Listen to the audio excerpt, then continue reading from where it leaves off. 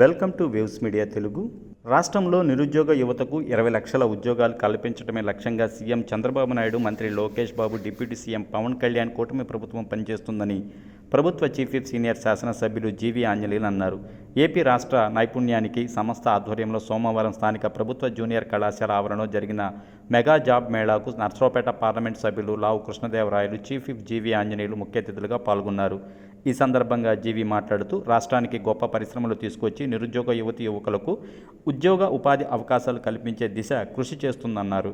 ఇప్పటికే 13 లక్షల కోట్లు పెట్టుబడులు పెట్టేందుకు పారిశ్రామికవేత్తలు ముందుకు వచ్చారని, 8 లక్షల కోట్లు ఇప్పటికీ గ్రౌండ్ జరిగిందన్నారు. తద్వారా రాష్ట్రంలో 16 లక్షల మందికి ఉద్యోగ అవకాశాలు రానున్నట్టు తెలిపారు.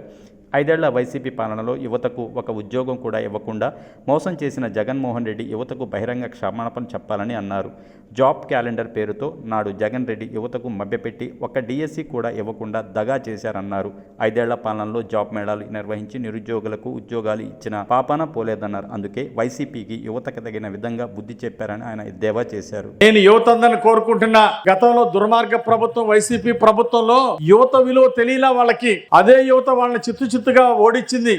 జాబ్ మేళాలు, ఉద్యోగాలు ఇస్తా, లక్షల ఉద్యోగాలు ఇస్తామని మోసం చేసినందుకు మరి 151 సీట్ నుండి 11 సీట్లకు పరిమితం అయిపోయింది గతంలో ఉన్న వైసీపీ పాలన. అందుకే ఈ రోజు శక్తి వంచన లేకుండా కష్టపడుతున్నటువంటి మన ముఖ్యమంత్రి గారిని మనందరం ఆలోచించాలా. నేటి యువత గంజాయి గుట్కాలకు దూరంగా ఉండి కుటుంబానికి అండగా ఉండాలి. మన వినుకొండ ప్రాంత అభివృద్ధికి, పల్నాడు జిల్లా అభివృద్ధికి, రాష్ట్ర అభివృద్ధిలో మీరందరూ భాగం పంచుకోవాలని ఈ సందర్భంగా కోరుతున్నా. గవర్నమెంట్ జాబ్ రాలేదని ఎవరు బాధపడద్దు. కొంతమంది అనుకుంటారు గవర్నమెంట్ జాబ్ రాలేదని, కొద్దిమంది బాధ ఉండొచ్చు. భవిష్యత్తులో ఎంట్రన్స్ రాయండి. ఇంకా భవిష్యత్తులో చాలా చోట్ల గవర్నమెంట్ ఎగ్జామ్స్ కి మళ్ళీ టెస్టులు పెడతారు. మన రాష్ట్రంలో కష్టపడి చదివి దానికి కూడా క్వాలిఫై అవ్వాలని నేను కోరుతున్నా. ఇంకా గవర్నమెంట్ జాబ్ రాని వాళ్ళతో నేను ఒక 5 నిమిషాలు నేను మాట్లాడతాను. ముఖ్యంగా నేను కూడా గవర్నమెంట్ జాబ్ కి ట్రై చేశా, కండక్టర్ ఉద్యోగానికి ట్రై చేశా, కానిస్టేబుల్ ఉద్యోగానికి ట్రై చేశా, కానీ ఉద్యోగం రాలా. నాకు ఉద్యోగం రాకపోవటమే, ప్రభుత్వ ఉద్యోగం రాకపోవటమే నా జీవితంలో టర్నింగ్ పాయింట్. వెళ్ళి తంతే గారెల బుట్టలో పడ్డట్టు ప్రభుత్వ ఉద్యోగం రాకపోవటం,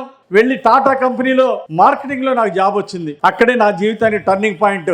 మార్కెటింగ్ లో చేరిన మొదటి సంవత్సరంలోనే గవర్నమెంట్ కి ఇన్కమ్ ట్యాక్స్ కట్టా. నేను జీవితంలో ఇన్కమ్ ట్యాక్స్ కడతానని అనుకోలే. మా ఆవిడ ఒక మోటార్ సైకిల్ వేసుకుని మంచి సినిమా తీసుకెళ్లాలా, చక్కగా ఒక మోటార్ సైకిల్ తో చక్కగా ఆనందమైన జీవితం గడపాలనుకున్నా.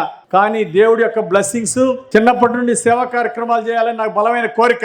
అందుకే శివశక్తి ఫౌండేషన్ ద్వారా సేవా కార్యక్రమాలు చేయడానికి, ఇలాంటి జాబ్ మేళాలకు ఖర్చు పెట్టడానికి చంద్రబాబు గారి సహకారంతో ఈరోజు భగవంతుడు నాకు ఈ అవకాశం ఇచ్చినందుకు దేవుడికి నేను ధన్యవాదాలు తెలియజేస్తున్నా. టాటా కంపెనీలో ఆల్ ఇండియా టాప్ అవార్డు కొట్టాను. 4 సంవత్సరాలు చేశా. టాప్ బ్రాంచ్ మేనేజర్ వచ్చింది. మళ్ళీ ఆ అనుభవంతో సొంతగా శివశక్తి బయోటెక్ కంపెనీ స్టార్ట్ చేశా. తర్వాత షణ్ముఖ అగ్రిటెక్ వచ్చింది. ఈరోజు 15 రాష్ట్రాల్లో ఈరోజు శివశక్తి గ్రూప్ ఆఫ్ కంపెనీస్ 1000 కోట్ల టర్నోవర్ తో ముందుకు పోతుంది. 5000 మంది ఎంప్లాయీస్ ఉన్నారంటే కారణం ఈరోజు ప్రైవేట్ సెక్టర్ లో మార్కెటింగ్ లో నాకు ఉద్యోగం రావటమేనని ఈ సందర్భంగా నేను గుర్తు చేస్తున్నా. మార్కెటింగ్ చాలా శక్తివంతమైంది. ఈరోజు ప్రపంచంలో మార్కెటింగ్ కంపెనీలు ఎవరెవరు వచ్చారు ఒకసారి చేతులు ఎత్తండి. హెచ్ఆర్ డిపార్ట్మెంట్, మార్కెటింగ్ వాళ్ళందరూ అభినందనలు. ఈ రోజు పెద్ద పెద్ద కంపెనీలు ప్రపంచంలో వాళ్ళకి టాప్ సిఇఓలందరూ ఎక్కడి నుండి వచ్చారు అంటే వాళ్ళు మార్కెటింగ్ నుండి, సేల్స్ అండ్ మార్కెటింగ్ నుండి వచ్చారని మీకు గుర్తు చేస్తున్నా. 65% ఒకే ఒక డిపార్ట్మెంట్, మార్కెటింగ్ డిపార్ట్మెంట్ నుండి. మిగిలిన 35% HR department, finance department, other department, admin department, మిగిలిన అన్ని డిపార్ట్మెంట్లు కలిపితే 35% మంది టాప్ సిఇఓలందరూ 65% ఓన్లీ మార్కెటింగ్ నుండి వచ్చారని ఈ సందర్భంగా మీ అందరికి కూడా మనం చేస్తున్నా. గవర్నమెంట్ జాబ్ రాలేదని నిరాశపడద్దు. ఉత్సాహంగా ప్రైవేట్ సెక్టర్ లో కూడా ఈరోజు ₹1 కోటి నెలకి ₹1 కోటి డ్రా చేసే వాళ్ళు చాలా మంది ఉన్నారు ప్రైవేట్ సెక్టర్ లో. ప్రభుత్వం కంటే కూడా ప్రైవేట్ సెక్టర్ లో ఎక్కువ ఉద్యోగ శాలరీ డ్రా చేస్తున్న విషయాన్ని మీకు నేను గుర్తు చేస్తున్నా. ఇన్కమ్ ట్యాక్స్ కడుతున్నారు ప్రైవేట్ సెక్టర్ లో ఉద్యోగాలు చేసేవాళ్ళు. అందువల్ల ప్రభుత్వ ఉద్యోగాలని మళ్ళీ కావాల్సిన వాళ్ళు ఎంట్రన్స్ రాయండి. ప్రైవేట్ సెక్టర్ లో చేరిన వాళ్ళు కూడా ఉత్సాహంగా భవిష్యత్తు కోసం కష్టపడండి. ఎవరైతే బాధ్యతగా కష్టపడతారో వాళ్ళకి బంగారు భవిష్యత్తు ఉంటుంది. అట్లా ఏ కంపెనీలు అయితే హెచ్ఆర్ డిపార్ట్మెంట్ వాళ్ళు చెప్తున్నా, మంచిగా మీరు మా వాళ్ళని బాగా చూసుకొని వినుకొండ నియోజకవర్గం అన్న పల్నాడు జిల్లా స్టూడెంట్స్ని ఇక్కడ అన్ఎంప్లాయీస్ ని మీరు జాబ్ ఇస్తే వాళ్ళు కష్టపడి పనిచేయడంలో ముందుంటారు, బాధ్యతగా పనిచేస్తారు.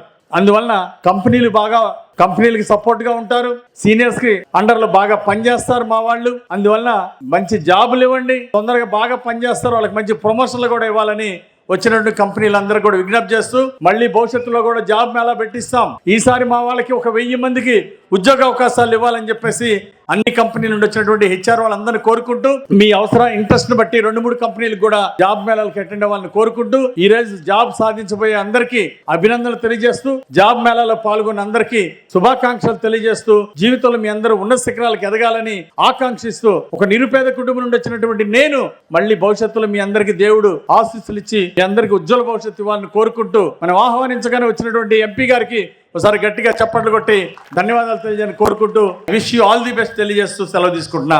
జై హింద్.